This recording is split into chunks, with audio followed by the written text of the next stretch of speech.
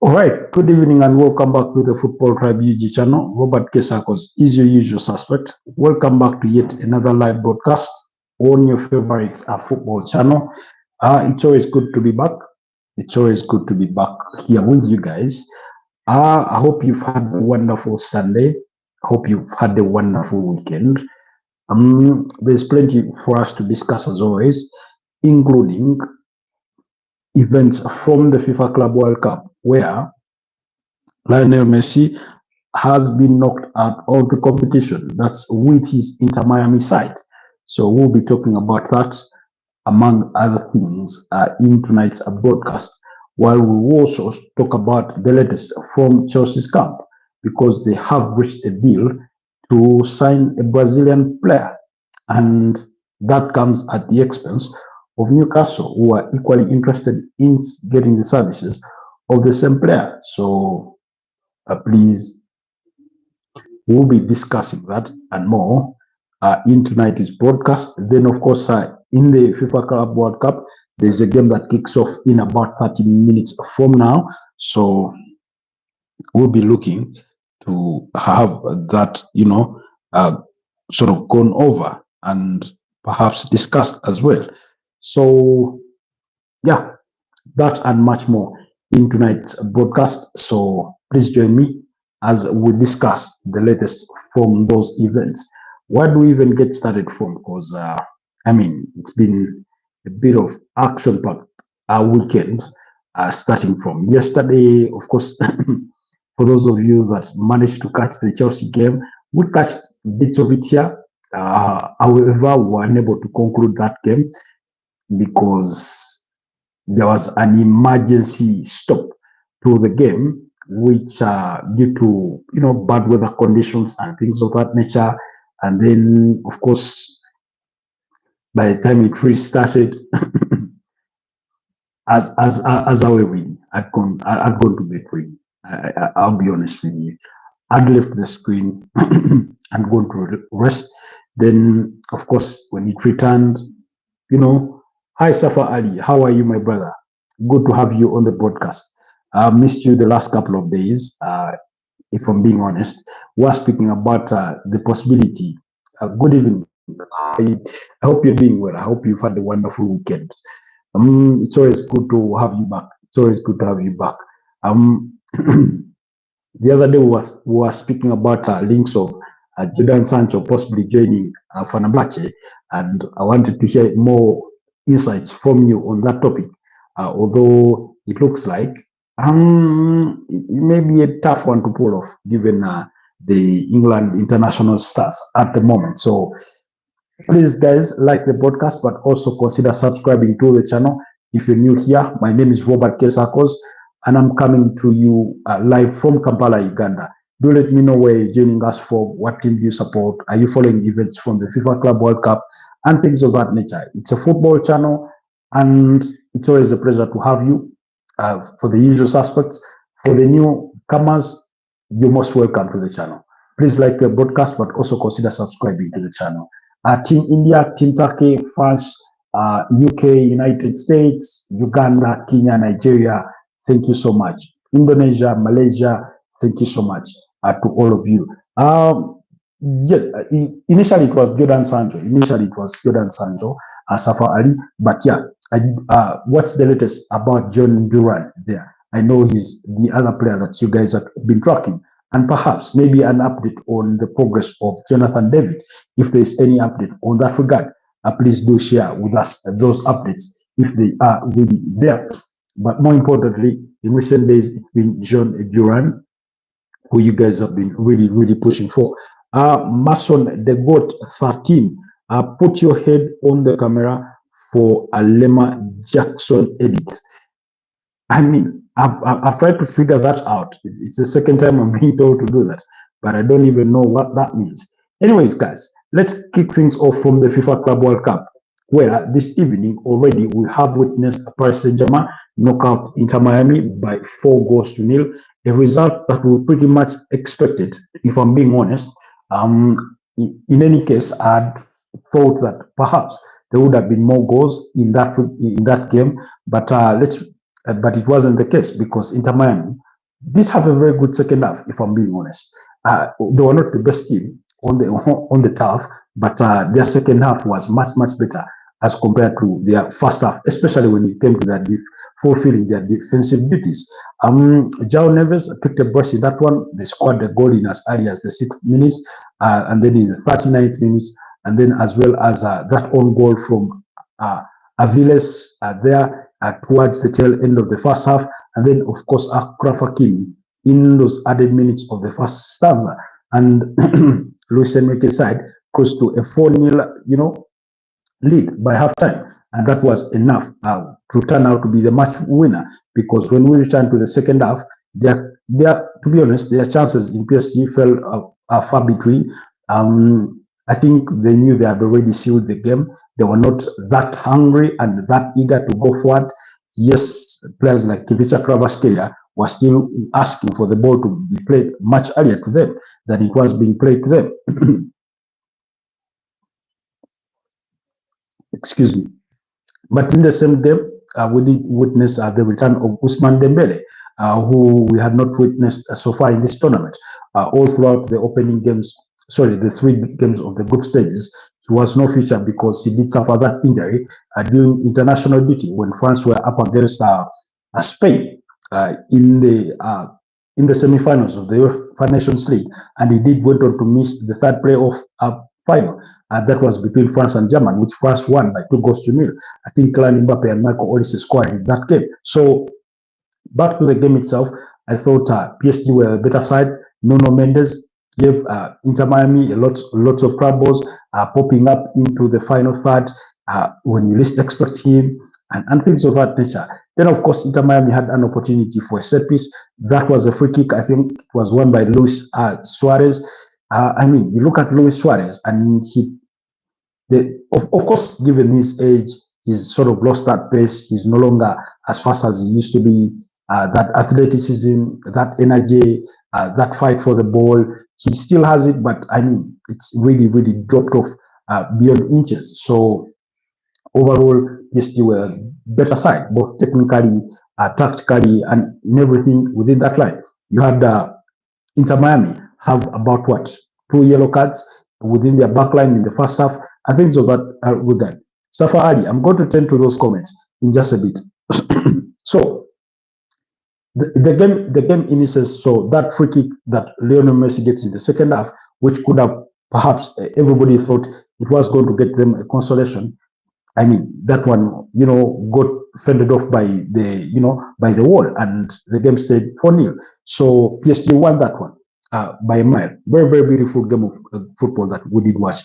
In less than 30 minutes time, Flamengo are going to be up against Bayern Munich in the other game of round of 16, and whoever advances between Flamengo and Bayern Munich will meet PSG there.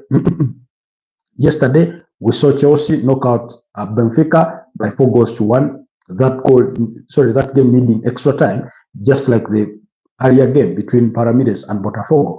Paramides knocking out Botafogo, winning that game by 1-0. I think it was Paulinho who scored that goal in the 100th minute as Paramides knocked out Botafogo. So that means William Estaval, who is essentially a Chelsea player, we are waiting for the end of the FIFA World Cup so that he joins officially Chelsea, will be facing his bosses in Chelsea at the quarterfinals, because Chelsea managed to knock out Benfica. Chelsea had found the back of the net through their captain, Reche James, through a direct free kick, beating the Benfica goalkeeper to the near post, while he thought, the ball was going to get crossed in, and it was 1-0. And then, of course, we had the weather scare that sent players into the dressing room with about 14 or 16 minutes left to play on the clock, or like something like that. And then when they came back late on in the game, Benfica got a penalty thanks to a handball, I think by Malo Gusto. That ball was headed by Nicolas Otamendi on Malo Gusto's hand, and it was awarded as a penalty upon a VAR review, which Angelo Di Maria converted to make it 1-1, which essentially sent the game into extra time. And in extra time, it was Christopher Nkunku, I think Pedro Neto, and who was the other goal scorer? Were some of the goal scorers, excuse me, were some of the goal scorers for Chelsea on the night.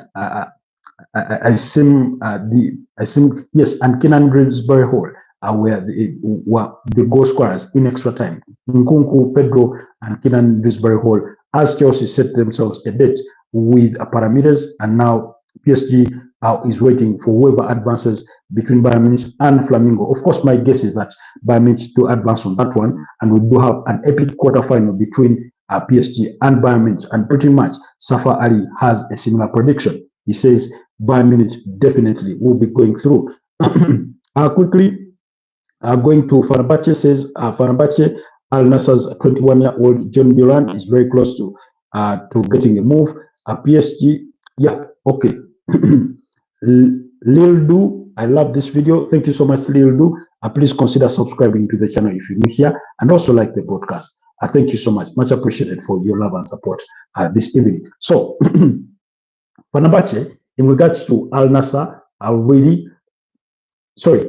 in regards to John Duran, from what I understand, it's going to be a loan deal, because Al Nassr, by the way, just signed John Duran about 4 or 5 months ago from Aston Villa. You remember that he joined them in January. That's the 21-year-old Colombian international. And I think Fenerbahce's either sporting director or one of the technical director is a Colombian international, so he has good ties with John Duran, and it's expected that he will get that deal over the line. Essentially, but multiple sources indicate that it's going to be an initial loan deal for John Duran, and Al Nassr will be in the market to look for replacements. Of course, on their shortlist, they do have Darwin Núñez for striker. They want some wingers.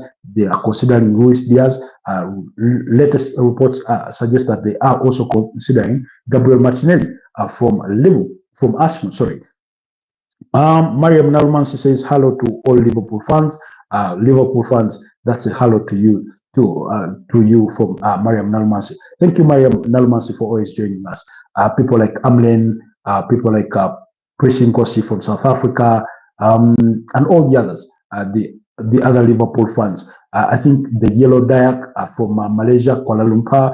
Yes. So then you say PSG literally made fun of Inter Miami. PSG is the clear favorite of this tournament, in my opinion. I certainly do. I would want to agree with you on that one. I equally tip PSG to be the favorites for this tournament, given that they are the reigning champions of Europe as we speak. So it's really quite exciting to see how they've gone as a team, how they progressed, how far they've come, especially when we look at it in the context dating far back to the UEFA Champions League, not just by the way, not just during the course of last season. You look back, I think it was about 2022-2023 season. Was it? No. 2023-2024 season. Yes, that was the season when they went to St. James's Park and lost to Newcastle and things of that nature, and how Luis Enrique has been able to, build this team piece by piece, of course, by making signings, of signing the right players, including Bradley Barcola from Olympic Lyon, coming into the ranks. But that notwithstanding, really, I equally tip them. I think they're a very, very good team. You look at that team, and it's full of equal stars. Not so many it's really hard to say this one is very outstanding as compared to all of them. Kivicha Kvaratskhelia, very good. Desiree Doué, very good. Bradley Barcola, if it's Mayuru coming on, very good. Even if it's Warren Zai Emery, very good in that midfield. João Neves, Vitinha, Nuno Mendes, Achraf Hakimi, once again scoring today. We saw the kind of work rate Nuno Mendes put on today. I think was substituted on at some point in the second half, and PSG reverted into what appeared to be a back three of some sort, with Achraf Hakimi, I think Marquinhos, and William Pacho. Gianluigi Donnarumma was largely an untroubled character today in goal. I think so of that nature, but overall the game was quite good. So they do have that very, very strong, team that can beat up against anyone. But you never know. Surprises in such tournaments do not discriminate. He can come against the very list of opponents. But if our predictions are to be anything to be lived by or to be manifested, that Bayern Munich do advance to the quarterfinals and they make PSG, anything can happen in that game because Bayern Munich is no less of an opponent. When you have Jamal Musiala, Michael Olise, of course, Harry Kane, Kingsley Coman, Leroy Sané, I think Leroy Sané won't play in the quarterfinals because his contract ends essentially tomorrow. That's 30th of June, and he will be expected to go join the Galatasaray, where he's already signed a 3-year contract. But that notwithstanding, it's a very good Bayern Munich team. The experience of Manuel Neuer, and Jonathan Tah, who they've just signed from Bayer Leverkusen as a free agent. Never mind that they had to pay 850,000 euros for Bayer Leverkusen to let the player out of his contract early enough to allow him, participate in the tournament.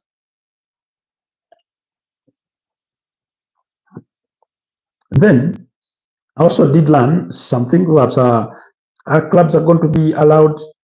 There's going to be a couple of days in between during the course of the tournament when clubs are allowed to register new players, and maybe Chelsea will get Jamie Gittens in, and we're going to speak about Chelsea in quite a bit. I think we'll discuss PSG. Then Safa Ali, you went on to say Paul Pogba is back in football. What do you think? It's quite amazing, really. If I'm being honest, it's quite beautiful. It's quite encouraging. The emotions that he did express while putting pen to paper on his 2-year contract with AC Monaco is why we love the sport.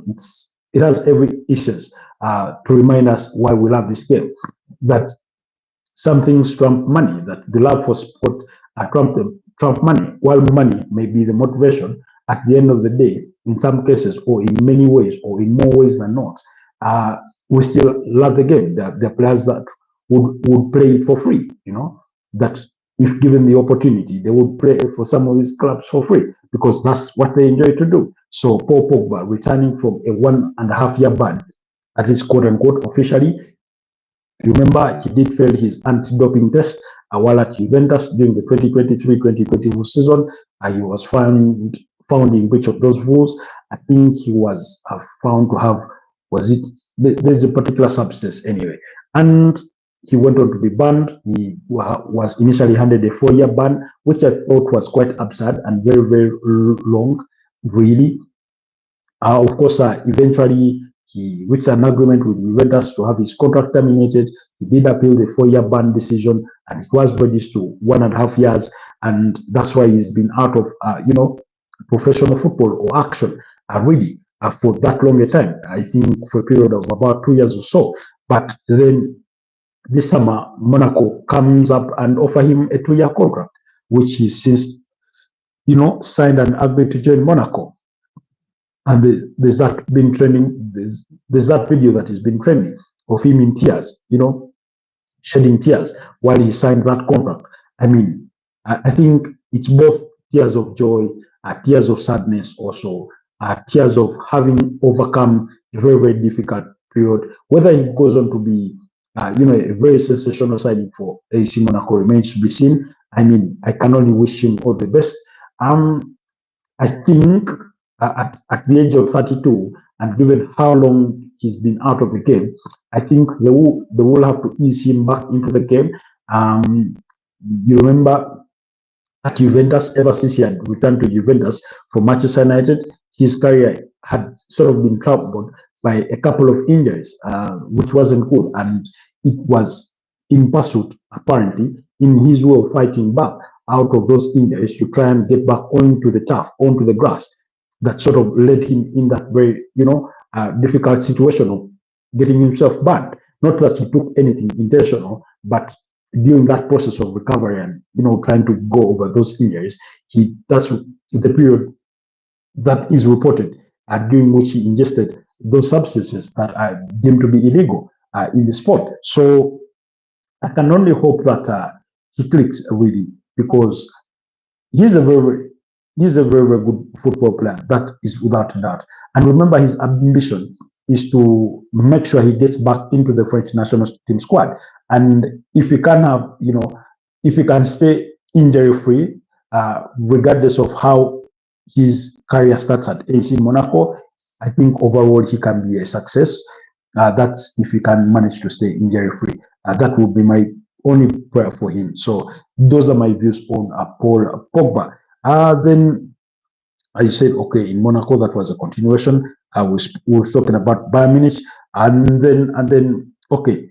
Quickly now let's go to Chelsea. Sorry, yes, let's start with Jurgen Klopp. Now Jurgen Klopp has expressed his dissatisfaction or perhaps his contempt of the FIFA Club World Cup, and I mean he's not the only one that does share these kinds of sentiments. But he was speaking about the tournament, and he said a Club World Cup is the worst idea ever implemented in football.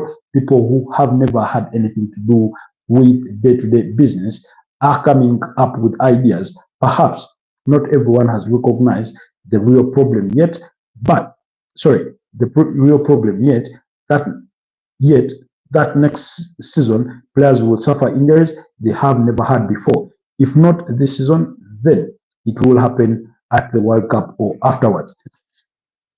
And in giving those comments, he's speaking about the fixture kind of congestion. And I think by the end of the FIFA Club World Cup, if let's say PSG were to advance up to the finals, then they would have played, about 66 games during the course of the campaign, which is a whole lot of games.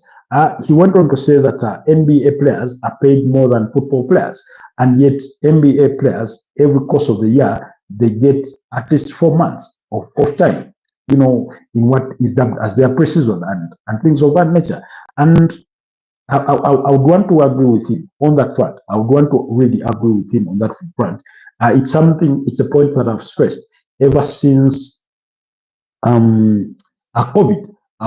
For those of you that do remember, COVID-19 disrupted the way the sport is played. It disrupted games. And then when players returned back to action, we did have a fixture congestion. And that fixture congestion revolved around, catching up with games at club level and then going straight away into international tournaments. Because you remember, the Euro 2020 was eventually played in 2021 as something happened similar with the Africa Cup of Nations. I think it was supposed to be the 2021 edition that was eventually played in 2022 and things of that nature. So it caused a lot of disruption. And then it caused, a whole shift in the football calendar. And then after that, we had the FIFA World Cup in Qatar in 2022 and all these other tournaments. Just last year, we just finished, Euro 2024. We've had the UEFA Nations League and everything. AFCON was ongoing. We had the 2023 edition played in 2024. In December this year, we're having the AFCON 2025 edition that's going to be played in Morocco. So overall, you do feel that the fixtures are coming thick and fast for majority of these players. Even players themselves have come out to voice their concerns over the congestion or the increasing number of fixtures, Lodri being one of them. And in any case, injuries in recent times, especially when it comes to anterior cruciate ligament injuries, knee problems, and things of that nature, sort of speak to support to that regard. However, I must acknowledge that there are other factors leading to player injuries other than fixture congestions. And maybe I was thinking to myself, maybe clubs should be allowed, I think, more than 25 players to go to 30 to allow more, player rotation. Although that may significantly work for bigger teams that have the financial resources to one, pay those players, but also afford the very good quality players. So that's a whole debate for another day. But also, football officials or minders entirely to blame on this one, because I feel like former Bayern Munich CEO in Karl-Heinz Rummenigge shares similar sentiments. He says it's not just the officials, the players and agents have a part to play in this. And here were some of his comments. Sometime earlier on this year, he did say about he was commenting about players complaining about the congested schedule. He said, I understand this argument, and this quote is according to Give Me Sport Football. He said, I understand this argument, but the players and their agents have fallen into this trap. By demanding ever higher salaries, they are forcing the clubs to generate even higher revenues. And where does this revenue come from? Through more games. And that is why I say we must sit down with all those involved and discuss without emotion what mechanisms we need to bring back more serious and rational times, including in terms of business. So those were the comments of former Bayern Munich CEO Karl-Heinz Rummenigge. And I certainly do agree with him on his submission, especially on that angle that players are demanding for higher wages, and agents are equally demanding for, higher agent fees and commissions and things of that nature. Players, when they are signing, they want, more signing, higher sign-on bonuses or sign-on fees and things of that nature. Beyond the salaries, there are other bonuses, commercial and image rights, things of that nature. And at the end of the day, these clubs ought to have the capacity to generate enough revenue to meet those demands of those players and their agents.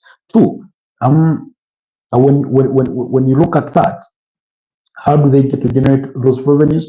Through playing more games, because the more games you play, there's a direct correlation to the finances, really. So I do share these segments. In fact, we've done a special video about those comments from Jurgen Klopp in relation to what Karl-Heinz Rummenigge said. That video should be premiering in just a bit, by the way. It should be coming out today. It's going to be a night release or a night premiere on the channel. So keep your eyes peeled for that video.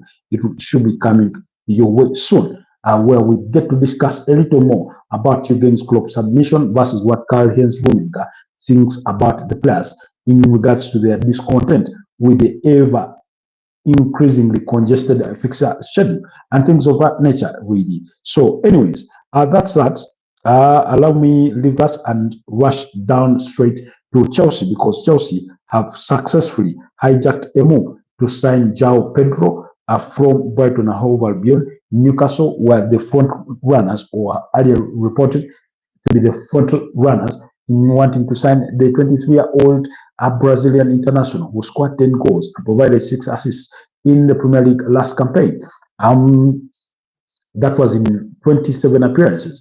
Very, very beautiful. I mean, a 16-goal involvement out of 27 appearances is a good return on investment, in my opinion, for a 23-year-old player in Joao Pedro. Now, earlier on this week, or sometime during the course of the week, we did tell you that Bighton and Hove Albion had turned down a bid from Newcastle worth £50 million for the signing of Joao Pedro, and that another Premier League team had a similar bid turned down. And I remember telling you that Chelsea and Arsenal had been the other two teams linked with the potential move for Joao Pedro, but more increasingly or more likely that it had been Chelsea who had submitted that bid. And indeed, as soon as they wrapped up the Jamie Gittens deal, which was yesterday, and the player went on to complete his medicals in the United States of America, that deal being worth about £55 million in Jamie Gittens, the 20-year-old England winger, to join Chelsea from Borussia Dortmund, and to move on quickly and wrap up the Joao Pedro deal, or complete their hijack for the Joao Pedro deal. And indeed, that has come to light, because according to David Austin of The Athletic, he said Chelsea reached agreement with Brighton to sign Joao Pedro.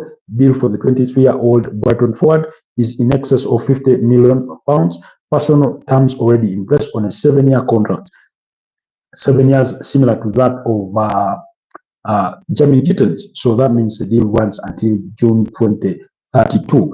Medical being arranged. Brazil international only wanted Chelsea, plus will join FIFA Club World Cup squad. Now, apparently, more on that. This is again according to Fabrizio Romano, who says that Joao Pedro will complete his medicals in Brazil before traveling to the United States at the FIFA Club World Cup to join the Chelsea squad. So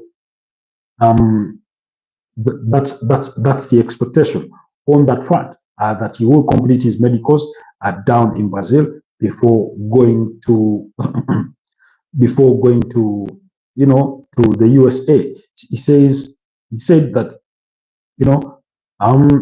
Joao will travel on Tuesday for medical tests. Okay, that was his earlier comment. He said, Joao Pedro and Joao Pedro and Chelsea story from this morning. Joao will complete his medical in Brazil, then travel to the FIFA World Cup, and next week a contract, of course, until June 2032. That pretty much discussed. He will travel on Tuesday. Only wanted Chelsea despite Newcastle's efforts. So, I mean, again, I've spoken about this before because now Chelsea they have two strikers already in not three strikers really, because Joao Pedro is a striker slash a 10 in that kind of mode.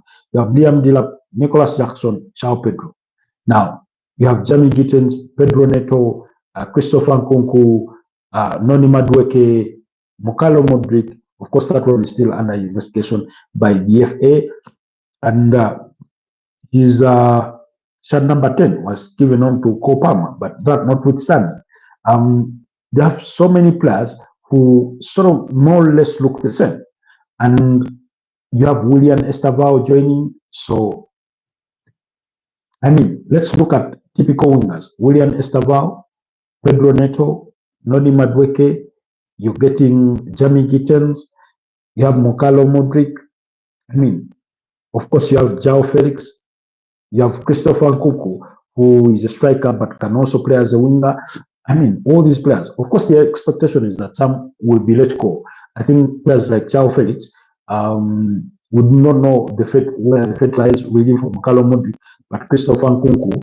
And I think they may be tempted to let go. Noni Madueke should a good offer come for them, even though initial reports did suggest that Chelsea are not interested or are not considering letting him go. Let's wait and see. You have a Derek George in there. He's another forward because he was a regular in Chelsea's starting lineup during the course of the UEFA Conference League. So when you look at the larger context of things and how many forwards Chelsea have, and we cannot rule out that they could return to the market to try and sign another typical striker. They are trying to sign Emmanuel Emega from Strasbourg, although the circumstance there is that he will be left to Strasbourg on loan until the end of next season and then join in the summer of 2026. But let's not forget, Chelsea themselves agreed to pay £44 million to sign Giovanni Quenda from Sporting Lisbon. He's going to be joining next summer. So, in the grand scheme of things, I look at what's Chelsea's plan here. I know they are signing very, very young players, usually players of 23 years of age and below, which speaks to one, longevity. They still have a whole career ahead of them. Two, higher potential for resale value. Then the other thing is that they get to put them on very long-term contracts and spread their payments, which allows them to sign as many as they can. Then the other thing is the wages. Usually players of less than 23 years, they're yet to hit their prime, so you can usually convince them and have them on lower wages, and as compared to maybe a more matured player at the age of 25 years and above. So there's that school of thought. And remember, we've spoken about Chelsea's wage structure as one that is being very, very economical, where they have a certain wage structure within which or above which apparently they cannot go over, and within that wage structure, all the other payments to players come in the form of incentives, and those incentives, I'm sure, are possibly tied to how they perform as players, but also how they perform as a team, essentially. So it's a very good model, but they have so many players, and there's going to come a point, I think, that even though they have very good players, and eventually they will have a very good team, there will come a point when they need experience to be the one that lifts them up or gets them over a certain moment or beyond a certain sort of line, and they will be lacking of that, because you look at that Chelsea squad, and Nicholas Jackson is 24, Christopher Nkunku is probably 25 or so, should be around that age, if I'm being honest. Christopher Nkunku, I need to really find out his actual age. Nkunku. Yes. But again, around that age, he's 27 years of age. Yes, Christopher Nkunku is 27 years of age. And yet they are willing to let him go. In fact, he's one of those players really expected to leave at the club at the end of the season. And then the other player is Pedro Neto. Yes, Pedro Neto, 25 years of age. So you can see there are not so many senior players in that squad. Maybe the goalkeepers, they're a bit older. Of course, since let go of Ian Matson, was it Ian Matson, the goalkeeper? But they do lack those senior players, those players with experience. I remember the days just during their triumph of the UEFA Champions League in 2021 when they beat Man City by a goal to nil. They had a blend of senior players. You had the defender, the Brazilian defender, what's his name? Thiago Silva. You had Benjamin Mendy in that goal, the Senegalese international. So you still had Jorginho, those were senior players with the experience, and they do come in handy. So I get the feeling, sorry about that, I get the feeling that Chelsea may sort of suffer with that, a lack of experience in their squad as during a certain moment or phase of the season, even when they are able to assemble a very good squad. The game between Bayern Munich and Flamengo has essentially kicked off, I believe. I need to load it up here. Yes, that game has kicked off. We are already into the third minute, heading into the fourth minute. It's already kicked off. It's already in the fourth minute. Sorry. Yeah, it's still goalless. So do not be sure you won't miss out a moment while we are still on the broadcast. So Chelsea have completed the signing of Joao Pedro. Of course, if he passes a medical, but it's as good as a done deal. So very good piece of business. You must commend Chelsea. When they really want a player, they go all in, and they're not so many that they've missed out on. For those they've gone for, especially during this reign of Tony Body. But like I said, they're signing way too many players, or they've signed way too many players. And that's why you every now and then we keep wondering, what's the strategy? Because yesterday you signed Joao Felix, and now tomorrow you're willing to let him go. You want to, trade him off. You have all these defenders that are the likes of Axel Disasi. You already want to let him go.